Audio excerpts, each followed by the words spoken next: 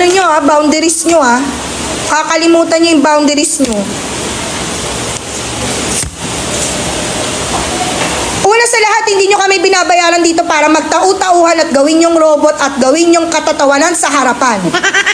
Pangalawa, hindi ako nag-board exam para lang hindi irespeto ng mga katulad nyo. Wala pa namang nararating sa buhay. Ang kakapal ng mga mukha nyo.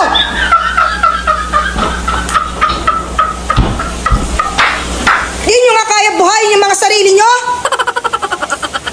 Hindi kayo marunong rumispeto?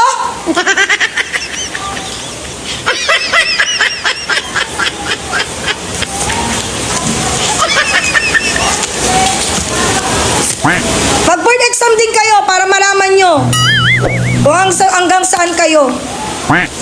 Baka hindi pa nga kayo pumasa sa ugali nyong ganyan. Di na nga kayo matalino sama pa ng ugali. Wala kayong mararating. Bumaba ka na doon!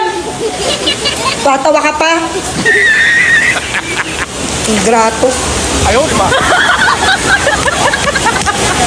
Galing squatter.